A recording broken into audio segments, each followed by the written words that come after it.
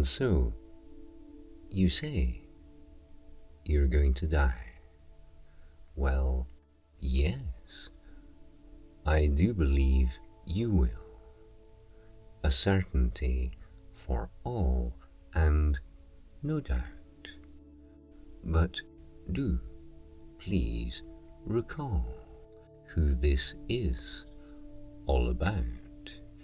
You have never been known for your future-telling skills, and such will always be something you can't do.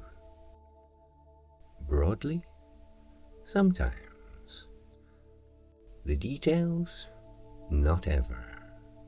And no, you never were able to, and so, of course, you do now realize the exact time and date of your demise, specifically how, precisely when, those tricky little details of departure are, in fact, beyond your ken, unknown to you, and so they should be too, because I do believe you will feel very differently, very well, once you've heard this story, short and sweet and to the point. And here's the rub. You don't yet know the ending. No, so please just close your eyes. Allow yourself a little leeway here to surprise yourself and simply breathe, as if the solving of the universe were underway. It is. Just breathe. A soft and gentle, reassuring, easy feeling, being as it is, a sure and certain sign of life. Your life breath flows in pleasant, present living, truly real and comfort bringing. Each and every breath you breathe, so very gently now, and each and every breath you breathe like this is just the way to hear the way I say this is your story now. A pair of twins were separated shortly after birth. As men, they joined the Navy and they sailed to almost every place there was a harbour here on planet Earth, whilst never ever knowing of their former womb mate, long lost other, fellow traveller, unknown brother.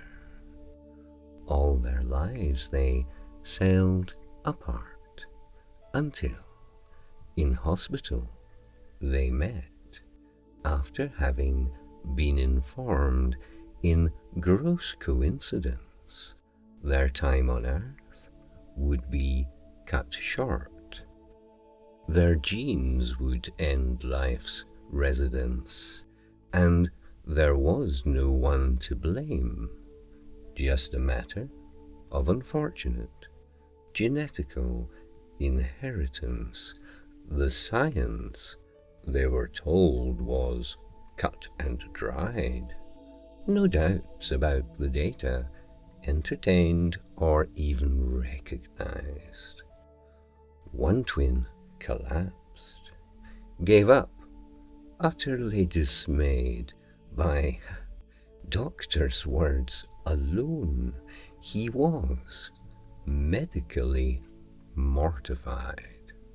In truth, he died inside that day, a shadow of the sure and solid former fellow he once was, focused tightly now and darkly on his final fearful hours, bitterly lamenting all he'd lost, whilst still purchasing the future-telling skills of someone else, and at that a doctor, so you see, at such outrageous cost.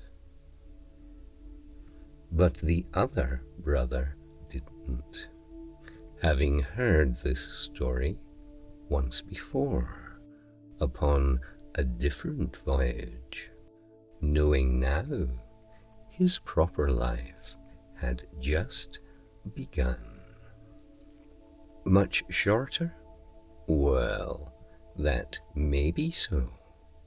We'll see in all good time. But unknown is the future, with its nitty-gritty details, and so, no matter how you tell it, there is always some surprise. So back to storytelling in the way that someone told this to that sailor who was on this other voyage. A sailor's tale of Captain I, who sails the choppy waters of an undiscovered ocean, his quest in life to seek and find and feast his eyes upon the deepest blue, the finest sight that one can see in all the world, or so said they who claimed they truly knew this wonder of creation, worth so much more than any image, picture, painted, real or dreamt, said they, in truth, with no exaggeration, beyond the workings of the mind, experiential wonder of unimaginable kind, from which our silly, dreamy sailor made a finely detailed copy in his own imagination, and then set sail, in vain, of course, to find this object ultra rare, this non-existent imitation. And sailing wasn't easy. It wasn't always fun, and almost never nice and breezy, for life refused to blow the way in which he set his sails, and blew instead quite differently, in windy gusts and hurricanes, tsunamis and tornadoes, and some quite alarming gales, and blew his ship from here to there, around the bend and back again, yet never where he wanted, dreamed or longed for, currents stronger than his ship of life could tack. So he spent his life imagining what might or mightn't, could or couldn't, should or shouldn't be, alone inside his cabin below deck, painting pictures in his mind of future fame and glory, starring as he did as Captain I, in the quite outrageous story of the bold and handsome sailor who sought and found, who bravely fought, then brought not ground the deepest blue for good for one and all. Intrepid hero of this tale, the bravest sailor in the world, the leading light, the people's choice, the type of nonsense cheaply bought, the kind that comforts deeply, but, as so often is the case, you find too late, becomes your everyday reality. Your conscious life, a second thought, a chore, a quirk, an overwhelming bore, a technicality. But Captain I was mesmerized, truly, fully hypnotized by his own thoughts of fame and future wealth, of universal adoration, world-renowned for doughty strength and wily stealth, deserving of the highest and the deepest admiration. Swashbuckling captain, in his dreams he struts across his mental stage and seems, in his own mind at least, to be the one to listen to praise, to love and fear. Until the day that he was told their end was close, approaching death was very near. The lookout in the crow's nest said distinctly, yes, so plainly, very loud and crystal clear, that the limits of the earth would soon be reached, where the ocean fell right into the abyss.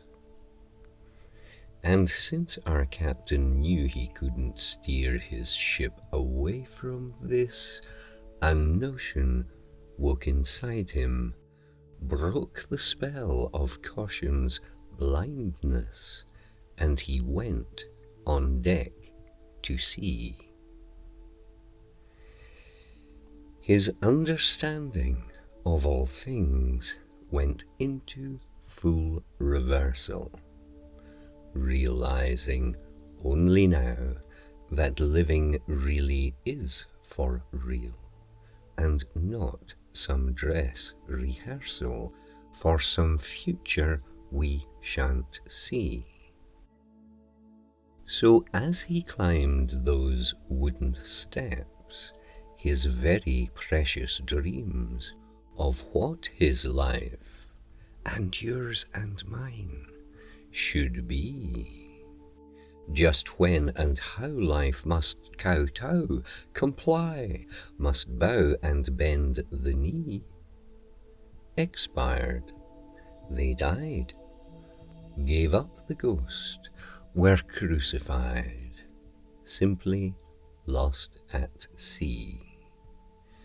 Each step upwards now towards his deck of life, a true and bright awakening, arising from that night of living slumber, breaking off the shackles of his self-made isolation, shaking off all self-defeating fantasies, his house of cards, of hopes and fancies, all those things which could or couldn't, should or shouldn't, might or might not be, collapsed to their foundations, and so, at last, released from hope, divorced from expectation, he stepped onto the deck, completely free. And do you know, it never looked so beautiful before.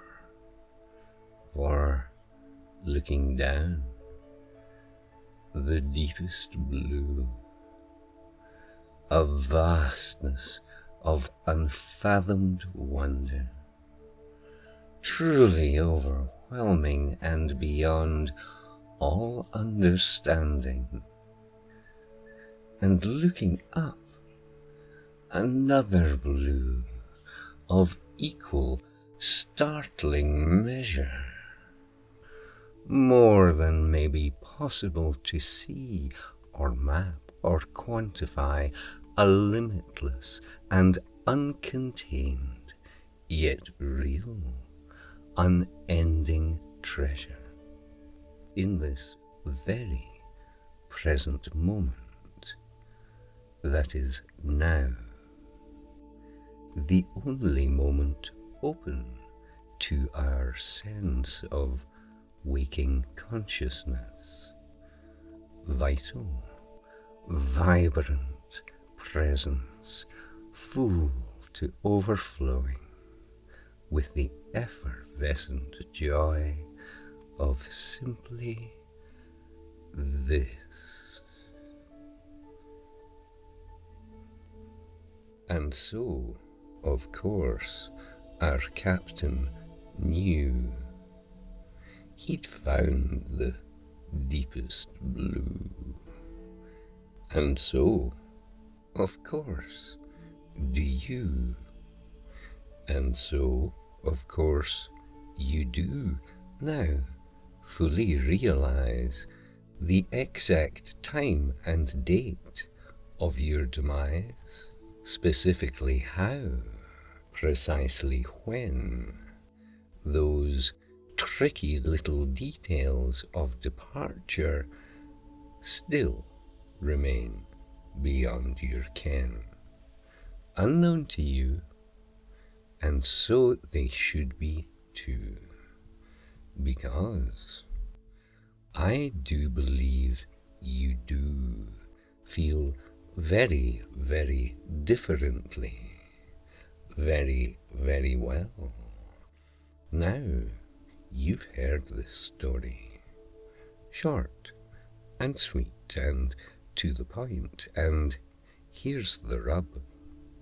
You still don't know the ending because unknown remains the future, so no matter how you tell it, there is always some surprise.